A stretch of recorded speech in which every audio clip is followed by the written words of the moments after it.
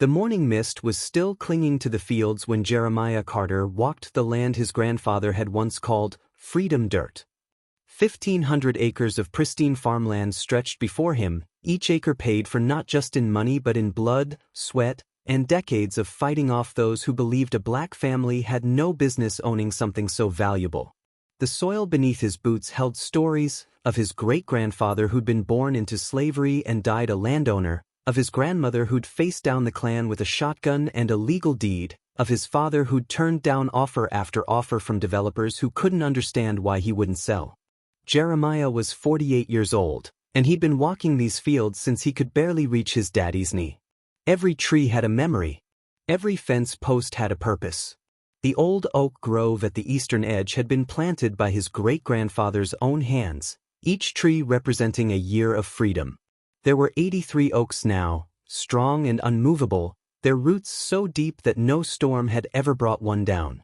That's where he was when the postal truck pulled up to the main gate, unusual for a Saturday morning. The driver, someone Jeremiah didn't recognize, not old Charlie who usually ran this route, seemed nervous as he handed over the certified letter that required a signature. "Special delivery, Mr. Carter. Had to make sure you got this personally." The envelope was thick, official-looking, with the return address of Meadowbrook Homeowners Association. Jeremiah almost laughed. The Meadowbrook HOA controlled the wealthy subdivision that had sprouted up 5 miles from his property line 6 years ago, full of McMansions and people who complained when his roosters crowed too early. But they had no authority here. His land predated their existence by 8 decades. He signed for the letter and opened it right there, standing in the shade of his great-grandfather's oaks. The first sentence made his blood run cold. Notice of completed sale and transfer of property. According to the letter, his 1,500 acres had been sold at auction 3 days ago to cover unpaid community dues, liens, and assessments. The new owner was listed as Pinnacle Development Group, with the transfer already recorded at the county courthouse. Jeremiah read it 3 times, certain he was misunderstanding. The HOA claimed his property fell under their jurisdiction due to a community expansion clause from 2018. They stated he owed $47,000 in back dues, fees that had accumulated interest and penalties to reach $180,000. When he hadn't responded to their notices he'd never received, they'd exercised their right to force a sale. The letter was signed by all 5 members of the HOA board, including its president, Harrison Whitfield, whose family owned the largest construction company in 3 counties. Jeremiah's hands weren't shaking from fear, they were trembling with rage. But his mind, trained by years of watching his father navigate the legal minefields that came with being a black landowner in the South, was already working. He pulled out his phone and called his lawyer, but it was Saturday. Then he called the courthouse, closed until Monday. But the online records, those were always available. He drove his truck back to the house, his grandmother's house, built in 1943 with boards from their own sawmill. His laptop was already open on the kitchen table where he'd been working on the farm's quarterly taxes. He pulled up the county property records. There was. Filed Thursday afternoon at 4:47 p.m., just 13 minutes before the courthouse closed. A deed transfer from Jeremiah Carter to Pinnacle Development Group, sold for $180,000, a fraction of the land's $12 million value. The signature on the seller's line wasn't his. It was a stamp that read, "Executed by Meadowbrook HOA under authority of Community Bylaws, Section 15.3.2. He dug deeper. Pinnacle Development Group had been incorporated just 2 weeks ago. Its registered agent was Bradley Whitfield, Harrison Whitfield's son. Jeremiah sat back in his chair, the same chair where his grandfather had sat when banks tried to foreclose illegally in 1962, where his father had sat when developers offered bribes and then threats in 1988. This wasn't just theft. This was a coordinated attack, planned and executed with the assumption that he'd be too poor, too ignorant, or too powerless to fight back. They didn't know Jeremiah Carter. Before he'd taken over the family farm, Jeremiah had spent 15 years in Atlanta. He'd gotten his law degree at night while working construction during the day. He specialized in property law and spent 5 years working for a firm that handled complex real estate litigation. He'd only come back to run the farm when his father's cancer diagnosis made it clear someone needed to carry on the family legacy. But those years away had armed him with something his ancestors hadn't had: intimate knowledge of how the system worked and how to make it work for him. He spent the rest of the weekend building his case. First, he found the original deed to his land, stored in the fireproof safe his grandmother had insisted on. The deed was crystal clear. The property boundaries were defined by specific geological markers, not by any subdivision or community designation. The land had never been part of any HOA, could never be part of any HOA without his explicit written consent. Then he pulled up the Meadowbrook HOA's founding documents, publicly filed with the state. Their jurisdiction was clearly defined as all properties within the Meadowbrook Plan Development as recorded in Plat Book 2018, page 47. He pulled up that plat book. His land wasn't on it. Couldn't be on it. His land was recorded in Plat Book 1923, page 12, before Harrison Whitfield's grandfather was even born. The Community Expansion Clause, they'd cited? It existed, but it specifically stated it applied only to newly developed properties that opted into HOA membership. There was no record of him ever opting in, no signature, no agreement, nothing. By Sunday night, he'd found 17 different legal violations in what the HOA had done.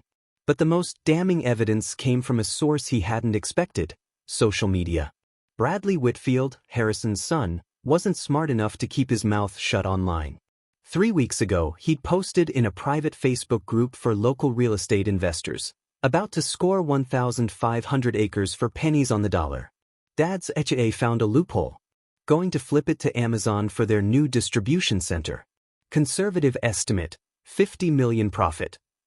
The post had been deleted, but Jeremiah's cousin Marcus worked in IT and knew how to find cached versions of web pages.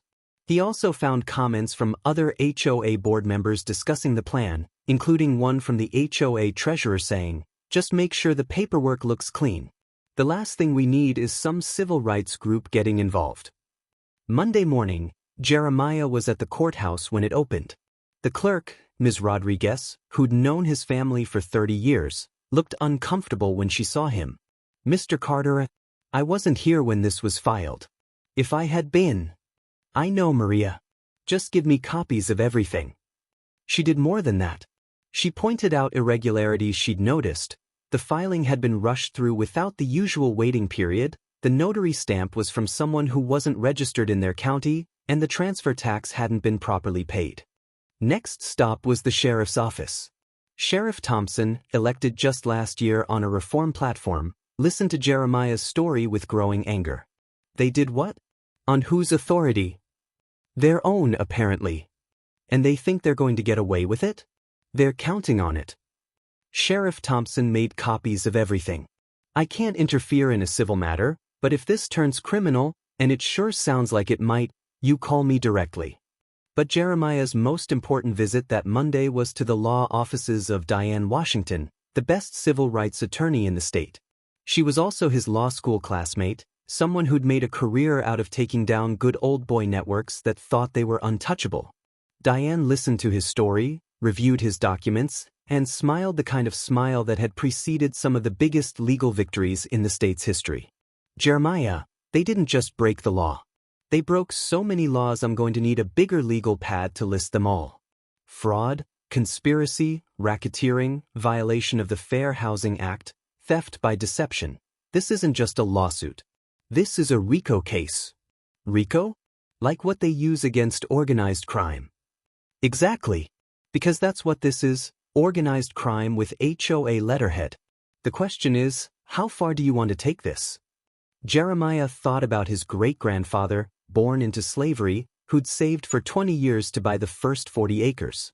His grandfather, who'd added another 500 while fighting off the Klan. His father, who'd expanded to 1,500 acres while developers tried everything to force him out. All the way, Diane. Take it all the way. That afternoon, Jeremiah did something that would become legend in Meadowbrook. He attended the HOA's monthly public meeting. The board sat at their raised table in the community center, comfortable in their authority. Harrison Whitfield presided with the casual arrogance of someone who'd never faced real consequences. When they opened for public comment, Jeremiah stood. "I'm Jeremiah Carter. I believe you gentlemen have something that belongs to me." Harrison didn't even have the decency to look embarrassed. "Mr. Carter, the sale was conducted according to HOA bylaws. If you had issues with dues, you should have addressed them earlier." "What dues? For what HOA? My land has never been part of your association. Our expanded jurisdiction clearly includes all adjacent properties as of 2018. Adjacent properties that opt in. Show me where I opted in. Show me my signature." Bradley Whitfield, sitting in the audience, smirked. "Not our problem if you don't read your mail." "You mean the mail you never sent? The notices that don't exist? The dues you made up?" Jeremiah pulled out his phone. "Or do you mean this mail?" He played Bradley's cached Facebook post on speaker, his words about scoring 1,500 acres echoing through the community center. The smirk disappeared from Bradley's face. Harrison banged his gavel. That's taken out of context." "Is it? How about this context?" Jeremiah produced the emails Diane's investigator had already found through a preliminary records request, emails between board members discussing how to legally steal his land before the Amazon deal became public. "Here's what's going to happen," Jeremiah said, his voice carrying the same quiet authority his grandmother had when she faced down the Klan. "You're going to reverse this sale immediately, or I'm going to sue you for everything you have. Not just the HO, each of you personally. Your houses, your businesses, your children's college funds. Everything." Harrison laughed, but it sounded forced. "You can't sue us personally. We're protected by the HOA's corporate structure. Not when you commit fraud. Not when you violate RICO statutes. And definitely not when you do it while explicitly discussing the race of your victim." Jeremiah held up another printout, an email from the HOA secretary saying they should move fast before the black farmer lawyers up. The room had gone dead silent. Several residents who'd come for the meeting were recording on their phones. This would be on social media within the hour. "You have 48 hours, Jeremiah said. "After that, I file both civil and criminal charges. And gentlemen, I spent 15 years as a property lawyer in Atlanta. I know exactly how to destroy you." He walked out, leaving them in stunned silence. But he knew they wouldn't reverse the sale. Their egos wouldn't let them. They'd double down, hire lawyers, try to make it too expensive for him to fight. They had no idea what they'd started. That night, Jeremiah sat on his grandmother's porch, or what used to be his porch, according to the fraudulent sale, and called his cousins. The Carter family had spread across the country, become doctors and lawyers and engineers and teachers. But they all remembered where they came from. They all knew what this land meant. They did what? His cousin Michael, a federal prosecutor in D.C., shouted through the phone. "You heard me." "Oh, hell no. I'll be there Friday." "And Jeremiah?" "I'm bringing friends. Justice Department friends." His cousin Shayla, who worked for the ACLU, was equally furious. "This is exactly the kind of case we've been waiting for. Clear discrimination, clear documentation, clear damages. We're going to make an example of them." As the sun set over his 1,500 acres that 3 generations had bled for, that some HO thought they could steal with paperwork and arrogance, Jeremiah made a promise to his ancestors. Not only would he get the land back, but he'd make sure nothing like this ever happened again. Not here. Not to anyone. The HOA had made a fatal mistake. They'd assumed that because he was black, because he was a farmer, because he lived quietly on his land, that he was weak. They were about to learn that the Carter family didn't keep their land for 80 years by being weak. They kept it by being smarter, stronger, and more determined than anyone who tried to take it. And Jeremiah? He was about to show them what 3 generations of righteous anger looked like when it was armed with a law degree and nothing left to lose. If someone stole what your family fought generations to keep, how far would you go to get it back? Hit that subscribe button now to follow this incredible journey of justice. Share your thoughts in the comments. Have you ever faced discrimination trying to protect what's yours? The 48 hours Jeremiah had given the HOA passed without a word from them. Instead, on Wednesday morning he was served with a cease and desist letter from Baker, Whitfield, and Associates, Harrison's brothers' law firm. The letter warned him against harassment, defamation, and interference with lawful business operations. They were actually trying to silence him. That afternoon, Diane Washington filed their lawsuit. But this wasn't just any lawsuit, it was a masterpiece of legal strategy that would be taught in law schools for decades. The complaint was 127 pages long, naming not just the HOA but every board member personally, Pinnacle Development Group, the notary who'd falsely authenticated documents, and 17 other individuals and entities involved in the conspiracy. The causes of action read like a prosecutor's dream: federal racketeering charges under RICO, violations of the Fair Housing Act, conspiracy to commit fraud, theft by deception, intentional infliction of emotional distress, and 23 other counts. But the real genius was in the remedy Jeremiah sought. He wasn't just asking for his land back. He was asking for triple damages under RICO, potentially $36 million. He wanted punitive damages for discrimination. And here was the kicker: he requested equitable relief, legal speak for, let the judge get creative with the punishment. Within hours of filing, Diane had also filed for an emergency injunction to prevent any development or sale of the land. Judge Patricia Collins, one of the few black judges in the circuit, set a hearing for Friday. That's when things got interesting. Thursday morning, Jeremiah got a call from an unknown number. It was Harrison Whitfield himself. "Carter, let's be reasonable men here. This has all been a misunderstanding." "A misunderstanding? You accidentally stole my land. Look, we can work this out. The HOA will buy the land from Pinnacle for what they paid and transfer it back to you. Everyone goes home happy." "No." "No? What do you mean no?" "I mean no. You committed fraud. You're going to face the consequences. Do you have any idea who you're dealing with? My family owns half this county. Your family is about to own a lot less. See you in court, Harrison." But Harrison wasn't done. That afternoon, 3 different banks called Jeremiah's loans on his farming equipment. Suddenly, he owed $400,000 within 30 days. The feed store canceled his credit account. The company that bought his soybeans terminated their contract. They were trying to destroy him financially before the case could proceed. What they didn't know was that Michael, his federal prosecutor cousin, had anticipated this. He'd already contacted the FBI's white-collar crime division about potential witness intimidation and economic retaliation. By Thursday night, FBI agents were interviewing the bank managers, who quickly admitted they'd received calls from Harrison Whitfield, suggesting they review Jeremiah's loans. Friday's emergency hearing was standing room only. Half the black community showed up to support Jeremiah, along with reporters from 3 states. The HOA had hired Reynolds and Ash, a massive firm from the state capital, thinking they could overwhelm Diane with paperwork and procedure. They didn't know Diane had her own army. The ACLU had sent 2 attorneys. The NAACP Legal Defense Fund sent 3. A property rights organization sent their best litigator. And sitting in the back, taking notes, were 2 attorneys from the Department of Justice's Civil Rights Division. Judge Collins entered, surveyed the packed courtroom, and began. "I've reviewed the emergency motion and the file documents.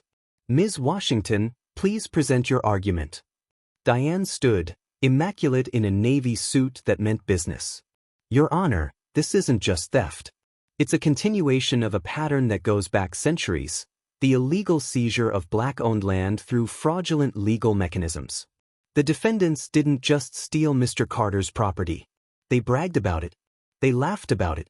They thought their positions and connections made them untouchable." She presented the evidence methodically. The original deed.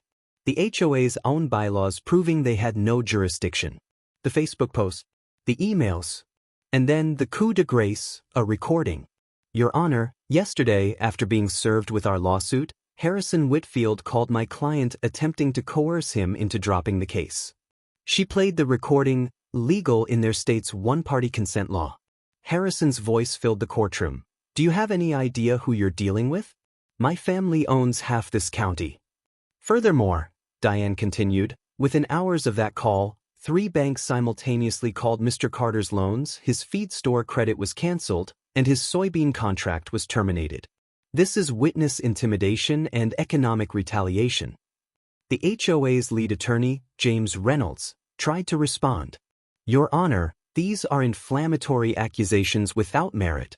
The HOA acted within its authority based on a good faith interpretation of its bylaws. Good faith? Judge Collins interrupted. Mr. Reynolds, I have an email here from your client, Mr. Bradley Whitfield, stating he was about to score 1,500 acres for pennies on the dollar. Does that sound like good faith to you? That was a private communication taken out of context. The context seems pretty clear to me. But please, continue. Reynolds tried to argue technicalities, jurisdiction issues, and procedural matters. But for every argument, Diane had a counter. More importantly, she had the law on her side. Then Michael stepped forward. Your Honor, if I may. I'm Michael Carter, Assistant U.S. Attorney for the District of Columbia, here in my personal capacity as Mr. Carter's cousin. However, I thought the court should know that the Department of Justice is opening its own investigation into potential federal crimes, including conspiracy to violate civil rights and interstate fraud. The HOA's legal team visibly paled. This had just gone from a civil lawsuit to potential federal prison time. Judge Collins made her ruling. I'm granting the emergency injunction. No one touches that land until this case is resolved. Furthermore, given the evidence of retaliation, I'm issuing a restraining order. Any further attempts to economically harm Mr. Carter will result in immediate contempt charges. But then she did something unexpected. Mr. Reynolds, I'm also ordering your clients to appear for depositions within 7 days. All of them. And I want every document, every email, every text message related to this transaction and any other HOA business involving property seizures in the last 5 years. Your Honor, that's an extremely broad request. It's not a request. It's an order. I have reason to believe this may not be an isolated incident. She was right. Over the next week, as documents poured in, a pattern emerged. The Meadowbrook HOA had been systematically targeting properties owned by minorities and the elderly, using fabricated dues and fake violations to force sales. They'd stolen 12 properties in 5 years, always selling to Pinnacle or another Whitfield-owned company, always for a fraction of the value. Jeremiah had uncovered a criminal enterprise. The depositions were brutal. Harrison Whitfield took the Fifth Amendment 37 times. Bradley couldn't keep his story straight, contradicting himself so often that his own attorney looked pained. The HOA treasurer broke down and admitted everything, terrified of federal prison. But the most damaging testimony came from an unexpected source, Harrison's own secretary, Margaret Foster, a 60-year-old white woman who'd worked for the family for 20 years. I couldn't stand it anymore, she said, producing a box of copied documents. They laughed about it. Taking people's homes, their land. Mr. Whitfield once said, these people don't deserve what they have. We're just correcting the natural order. She had recordings. She had emails Harrison thought he'd deleted. She had everything. The discovery phase revealed something else. Pinnacle Development Group already had a contract to sell Jeremiah's land to Amazon for $52 million. The contract was signed 2 days before the HOA even sent the fake sale notice. They'd already spent money they expected to steal. Diane amended the lawsuit, adding more charges, more defendants, and increasing the damages sought to $156 million, the value of all properties illegally seized plus punitive damages. The HOA tried to settle. They offered Jeremiah his land back plus $1 million. No. $5 million. No. $10 million and a public apology. No. Finally, Reynolds himself came to Jeremiah's farm, or what would be his farm again soon. What do you want, Mr. Carter? You're going to bankrupt these people. They tried to steal everything my family built. They tried to erase 80 years of our history. What I want is justice. Justice or revenge? Jeremiah looked out at his great-grandfather's oaks, standing strong after all these years. Sometimes they're the same thing. The case was set for trial, but it never got there. Because the FBI raid happened first. Based on Michael's federal investigation and Margaret Foster's evidence, The FBI executed search warrants on all 5 HOA board members' homes and offices simultaneously at 6 a.m. on a Tuesday. They found more than anyone expected, not just evidence of property fraud, but tax evasion, money laundering, and bribes to county officials. Harrison Whitfield was arrested on federal charges. So was Bradley. So were 3 other board members and 2 county commissioners. Suddenly, the HOA's legal team wanted to talk about a settlement again. But now Jeremiah had leverage, and Judge Collins was furious about what the investigation had uncovered. At the settlement conference, Judge Collins made an unprecedented recommendation. Mr. Carter, the defendants have stolen from multiple families. While you have the strongest case, justice demands a remedy that helps all victims. I'm proposing something unusual. She laid out her plan. The HOA would be dissolved. All illegally seized properties would be returned to their original owners or their heirs. But more than that, the HOA's common assets, including several parcels of undeveloped land within Meadowbrook, would be transferred to a trust. And the trustee would be Jeremiah Carter. You want to give me control of their neighborhood's land? Jeremiah asked, barely believing it. Poetic justice, Mr. Carter. They tried to steal your land. Now you'll control theirs. The question is, what will you do with it? The HOA's attorneys tried to object, but they had no leverage. Their clients were facing decades in prison. They agreed to everything. The final settlement was historic. All illegally seized properties returned immediately. $30 million in damages paid to victims, with Jeremiah receiving $12 million for his family's suffering. The HOA dissolved and its assets transferred to the Carter Family Trust. Criminal prosecution would proceed for the main conspirators. And Harrison Whitfield and his co-conspirators were barred from ever serving on any HOA or community board again. But the real shock came when the trust's assets were tallied. The HOA had been sitting on 23 acres of prime development land within Meadowbrook, worth approximately $15 million. Land that now belonged to Jeremiah's trust. The Meadowbrook residents were in panic. Would he develop it into something that would destroy their property values? Would he seek revenge on the whole community for what their board had done? Harrison Whitfield, out on bail and awaiting trial, made one last attempt to negotiate. Carter, please. Those acres are in the heart of our community. Whatever you're planning, you'll find out with everyone else, Jeremiah said. Just like I found out about your plans for my land. The entire community held its breath. What would Jeremiah Carter do with 23 acres in the middle of the people who tried to destroy him? Would you sell the land back, or make them feel what you felt? Subscribe now to see what Jeremiah decides. Tell us in the comments, what would you do with land in the middle of your enemy's neighborhood? The Meadowbrook Community Center had never been so packed. 300 residents crammed into a space meant for half that number, with more watching on a hastily arranged live stream. It had been 2 months since the settlement, 2 months of speculation and anxiety about what Jeremiah Carter would do with the 23 acres that sat like islands throughout their exclusive neighborhood. Harrison Whitfield wasn't there. He was under house arrest awaiting federal trial. But his wife sat in the front row, her face a mask of carefully controlled fear. The remaining Meadowbrook residents ranged from curious to terrified. Property values had already dropped 10% just from the uncertainty.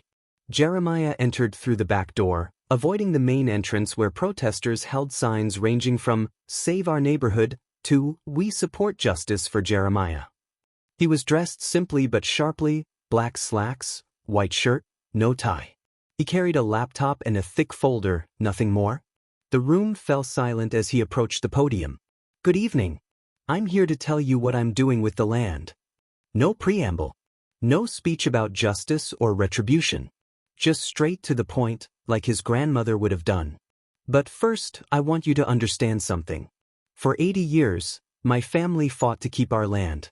We faced the Klan, predatory banks, corrupt officials, and finally, your HO. Each generation was told we didn't belong, that we had too much, that what was ours should be someone else's. He clicked his laptop, and a presentation appeared on the screen behind him. These 23 acres are scattered in 7 parcels throughout Meadowbrook. Prime real estate. I could sell them to developers for $15 million tomorrow. I could build luxury condos that would double the population of your neighborhood.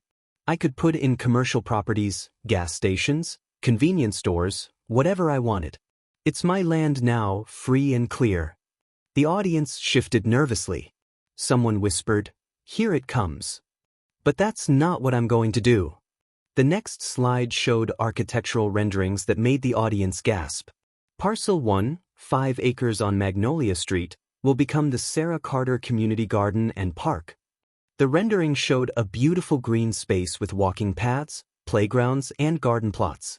Named after my grandmother, who fed half this county during the Depression, regardless of the color of their skin. Parcel 2, 3 acres on Oak Avenue, will be developed into the Carter Family Learning Center. Free tutoring, after-school programs, computer training for seniors, and a library focusing on local history, including the real history of how Black families built this county. He continued through each parcel. A health clinic offering free services to the uninsured. A small business incubator for minority entrepreneurs. Senior housing for elderly residents on fixed incomes who'd been priced out of the area. Affordable housing for teachers, firefighters, and police officers who couldn't afford to live in the communities they served. But here's the part that will really interest you, Jeremiah said, his voice carrying an edge. Parcel 7, 6 acres right in the center of Meadowbrook, adjacent to your country club. The rendering showed modest but beautiful homes, a small apartment complex, and a community center. This will be workforce housing. 30 units, offered first to the people who actually make this community run, the housekeepers, landscapers, and service workers who commute 2 hours each way because they can't afford to live near their jobs. Rent will be based on income, starting at $500 a month. The uproar was immediate. "You can't do this," someone shouted. "This will destroy our property values," another voice called out. "This is revenge," a woman cried. Jeremiah waited for the shouting to die down, then continued calmly. "I can do this. I will do this. And it's not revenge, it's repair. For 5 years, your HOA stole from families who had less power, less money, less access to justice. You benefited from those crimes whether you knew about them or not. Your community center was renovated with stolen money. Your security was paid for with fraud.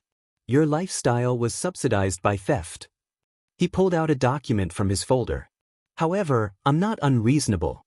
Any Meadowbrook resident who can prove they oppose the HOA's actions, who spoke up at meetings, who tried to stop what was happening, come see me. I have 10 acres set aside for a different kind of development, one you might actually appreciate. But you have to prove you weren't complicit in your silence." An elderly man in the back stood up. "Mr. Carter, I'm Jim Patterson. I've lived here for 15 years. I spoke against the HOA's aggressive tactics at every meeting. I have the minutes to prove it. They censured me twice for disrupting community harmony. What are you proposing?" Jeremiah smiled for the first time. "Mr. Patterson, for people like you, I'm creating the Unity Gardens, a mixed-income development where market-rate homes will be interspersed with affordable ones. You can buy in at cost, no profit to me, and be part of building a truly integrated community. Your property values will be protected by the quality of construction and the community we build, not by exclusion." "What about those of us who were just silent?" a woman asked quietly. "Silence in the face of injustice is complicity," Jeremiah said. "But complicity isn't a permanent condition. You can choose to be part of the solution now. Volunteer at the community center. Mentor a young entrepreneur. Help at the clinic. Show that you've learned from this." Harrison Whitfield's wife stood up. "Mr. Carter, my husband, what he did was wrong. I know that now. But my children are innocent. They'll have to live with this shame, with these changes to their neighborhood." "Your children will live with diversity," Jeremiah corrected. "They'll go to school with kids who don't look like them, whose parents work different jobs, who bring different perspectives. That's not a punishment, Mrs. Whitfield. That's a gift. The same gift my children got when they were the only Black kids in their school. Except your children won't be alone. They'll be part of a community." "But the crime, the property values," someone else protested. Jeremiah clicked to another slide showing crime statistics. "Interesting fact, Crime actually goes down in economically diverse neighborhoods when they're properly planned and integrated. And as for property values, Austin, Portland, and Burlington have all seen property values increase after thoughtful affordable housing integration. It's fear that drops values, not diversity. A young woman stood up. Mr. Carter, I moved here last year. I had no idea about any of this until the news broke. I'm a teacher, and honestly, I can barely afford my mortgage. Would I qualify for any of your programs? What's your name? Jennifer Martinez. Ms. Martinez, teachers will get priority placement in the workforce housing. And if you volunteer 20 hours a month at the Learning Center, your rent drops by half. More hands went up. Questions came faster. Some hostile, some curious, some hopeful. Jeremiah answered them all with the same calm determination. Then he dropped the biggest surprise. One more thing. The HOA stole 12 properties over 5 years. They destroyed 12 families. So 12 units in the workforce housing will be offered rent-free for 2 years to those families or their descendants. They'll have the option to buy at cost after that. It's not enough to undo the harm, but it's a start. Where's the money coming from for all this? A skeptical voice asked. The $12 million settlement, plus another $8 million of my own money. And once the commercial properties are built, the clinic, the learning center, they'll generate enough revenue to maintain everything in perpetuity. This isn't charity. It's an investment in the community. An older black woman in the back stood up. Jeremiah recognized her, Mrs. Washington, whose family had lost their home to the HOA 3 years ago. Mr. Carter, they told us we were behind on dues we never owed. Took our house that had been paid off for 20 years. We've been living in my daughter's basement ever since. Are you really giving us a chance to come back? Mrs. Washington, not just a chance. A guarantee. Unit 12 is already designated for you. 3 bedrooms, 2 baths, garden view. You can move in as soon as construction is complete. The woman burst into tears. Several people around her, even some Meadowbrook residents, moved to comfort her. The meeting continued for another 2 hours. By the end, something had shifted. Not everyone was convinced, but many were. The young families saw opportunity. The elderly saw services they needed. The working-class residents who'd scraped to buy in Meadowbrook saw relief. But the real shock came the next day. Jeremiah held a press conference at his farm, standing in front of his great-grandfather's oaks. But this time, he wasn't alone. Behind him stood 37 Meadowbrook residents who'd signed on to support his vision. Change is hard, Jeremiah said to the cameras. Integration is hard. Facing our prejudices is hard. But what the Whitfields and their accomplices did was easy, stealing from those they saw as lesser. We're choosing the hard path, the right path. Jim Patterson stepped forward. I've lived in Meadowbrook for 15 years. I watched it become an enclave of exclusion. What Mr. Carter is offering isn't punishment, it's redemption. A chance to become the community we always claimed to be. Jennifer Martinez, the teacher, spoke next. I'm ashamed I didn't know what was happening. But I'm grateful for the chance to be part of the solution. The Learning Center will transform lives. I've already got 20 colleagues ready to volunteer. Even Mrs. Whitfield had come, standing awkwardly at the edge of the group. When reporters pushed forward, asking why she was there, she said quietly, because my children need to grow up in a better world than the one their father tried to preserve. Construction began 3 months later. The community garden was first, and Jeremiah made sure to plant it himself, with help from both his farm workers and Meadowbrook volunteers. The symbolism wasn't lost on anyone, black hands and white hands working the same soil, planting seeds that would feed everyone. The Learning Center broke ground next, and the ceremony drew hundreds. The governor came, trying to attach herself to what had become a national story of restorative justice. Jeremiah politely but firmly kept the focus on the community, not politicians.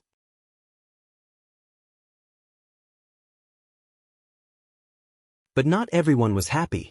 A group calling itself Preserve Meadowbrook filed lawsuit after lawsuit, trying to stop construction. They claimed environmental concerns, traffic worries, zoning violations, anything to halt progress. Each suit failed, judges increasingly impatient with what were clearly delay tactics. Harrison Whitfield, from his house arrest, gave an interview to a conservative blog calling Jeremiah a reverse racist who was destroying a beautiful community out of spite. The interview backfired spectacularly when Margaret Foster, his former secretary, released another recording, Harrison saying he'd rather burn Meadowbrook down than see it integrated. 6 months into construction, something unexpected happened. Property values in Meadowbrook started rising. The national attention had made it famous, and progressive young families wanted to be part of what journalists were calling the Meadowbrook experiment. Houses that had sat on the market for months suddenly sold above asking price. The workforce housing was completed first, and the move-in day was emotional. Mrs. Washington got her keys first, her hands shaking as she opened the door to her new home. The apartment was simple but beautiful, hardwood floors, modern appliances, large windows letting in light. "It's nicer than the house they stole," she whispered. The other families moved in over the following week. The Hernandez family, whose landscaping business had been destroyed when the HOA canceled all their contracts after they spoke up about unfair treatment. The Chen family, whose restaurant had been forced to close through health code harassment after they refused to sell their property.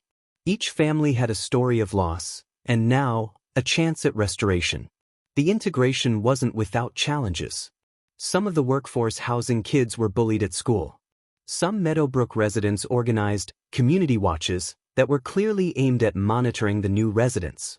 There were noise complaints about normal living sounds, parking disputes over legal spaces, and anonymous letters suggesting the new residents might be happier elsewhere. Jeremiah addressed it head-on at another community meeting. "I expected this," he said bluntly. "Change is uncomfortable. But comfort isn't a right, justice is. These families aren't guests in your community. They're not here on probation. They're residents, full stop. And anyone who harasses them will face legal consequences." He'd hired a civil rights attorney specifically to monitor and address discrimination. Within a month, 3 Meadowbrook residents had restraining orders against them for harassment. The message was clear: integration wasn't optional. But for every story of resistance, there were 2 connections. Jennifer Martinez started a tutoring program that brought together kids from both sides of the economic divide. Jim Patterson organized a community softball league where the teams were deliberately mixed. The community garden became a gathering place where elderly Meadowbrook residents worked alongside young workforce housing families. The real transformation was in the children. Within a year, kids who'd never interacted with anyone outside their economic bubble were forming friendships across lines their parents had maintained for generations. The Learning Center's after-school program became so popular that Meadowbrook families were competing for spots alongside the workforce families. The health clinic, staffed by volunteer doctors and nurses, served everyone regardless of ability to pay. When Harold Morrison, one of the most vocal opponents of the development, had a heart attack and couldn't afford the ambulance bill, the clinic covered it. He became one of its most ardent supporters after that, volunteering there every Tuesday. The small business incubator was perhaps the biggest success. Within 18 months, it had launched 12 businesses, including a catering company run by Mrs. Washington's daughter, a tech startup founded by a young man from the workforce housing, and ironically, a property management company started by former Meadowbrook residents who'd lost their homes to the HOA. 2 years after that packed community meeting, Jeremiah held another one.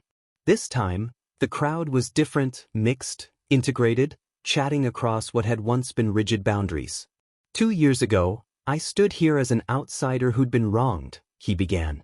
Today, I stand here as part of a community that chose healing over hatred, integration over isolation, justice over just us. He announced his final initiative.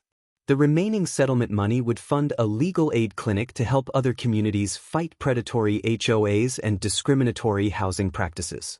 It would be based in Meadowbrook, run by residents, and dedicated to ensuring that what happened to his family never happened to anyone else again.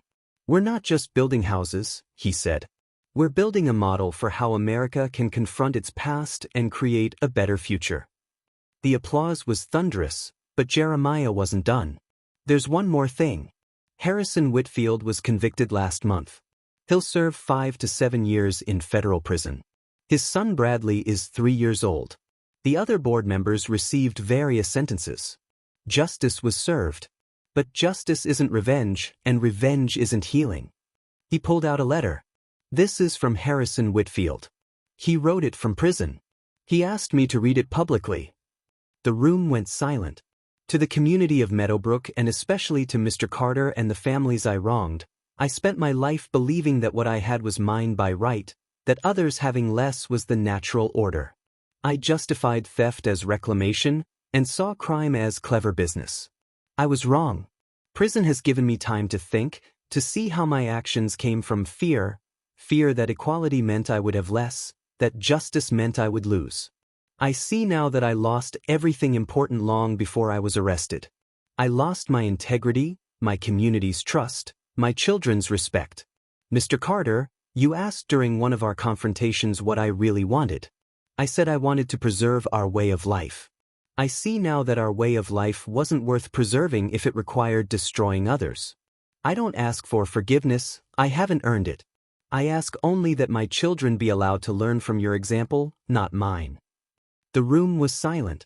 Some were crying. Even Jeremiah's voice was thick with emotion. I've asked Mrs. Whitfield to join the board of the Learning Center. She's accepted. Her children will grow up in the community we're building, not the one their father tried to preserve. That's not revenge. That's redemption. 5 years later, the Meadowbrook experiment had become a national model. The Department of Housing and Urban Development sent officials to study it. Other communities facing similar issues sought Jeremiah's advice. Law schools taught the case as an example of restorative justice. The workforce housing had a waiting list 3 years long. The Learning Center had expanded twice. The clinic had become a full medical facility. The business incubator had launched 47 companies, creating over 200 jobs. Property values in Meadowbrook had increased 30%, defying every prediction. The community was featured in magazines as one of the most successfully integrated neighborhoods in America. Crime had dropped to near zero. Test scores at the local school had improved across all demographics. Jeremiah still lived on his farm, still walked his great-grandfather's land every morning. One afternoon, a young black girl from the workforce housing knocked on his door. She was maybe 12, confident in the way kids are when they know they're safe. Mr. Carter, my teacher said you're the one who made it so we could live here. I just made it possible. Your family made it happen. My grandma says you could have been mean to everyone, but you weren't. Why? Jeremiah thought about his grandmother, about the lessons she taught him working in her garden. Being mean would have been easy, he said. But easy isn't always right. My grandmother used to say that when someone tries to plant hatred in your field, you don't let it grow. You plow it under and plant something better. What did you plant? He looked out the window at the community garden, where Meadowbrook residents and workforce families were working side by side, their children playing together between the rows. Hope, he said. I planted hope. The girl nodded like this made perfect sense and ran back to her friends. Jeremiah watched her go, watching her join a group of kids that included the Whitfield children, the Martinez kids, the Chen family's twins. They were playing some complicated game that seemed to involve a lot of laughter and no attention to who came from where. His phone rang. It was another family, another illegal seizure, another fight for justice. He answered, ready to help, ready to share what he'd learned. Because the truth was, Harrison Whitfield and his HOA had given Jeremiah something valuable, not the land they tried to steal, but the opportunity to prove that justice didn't require revenge, that strength could create rather than destroy, that the best response to those who would build walls was to plant gardens where everyone could grow. The Meadowbrook they tried to preserve, exclusive, isolated, built on theft, was gone. The Meadowbrook that had risen in its place was messy, complicated, sometimes difficult, but alive in a way the old one had never been. And in the end, that was the greatest justice of all. They tried to steal his land, to erase his family's legacy. Instead, he transformed their community into a living monument to everything they tried to destroy: diversity, justice, and the radical idea that everyone deserved a place to call home. Jeremiah Carter hadn't just won. He'd changed the game entirely. Do you think Jeremiah was too merciful, or was this the perfect revenge? Hit that subscribe button and let us know in the comments. What would you have done with the land? Share your thoughts below. Was justice truly served?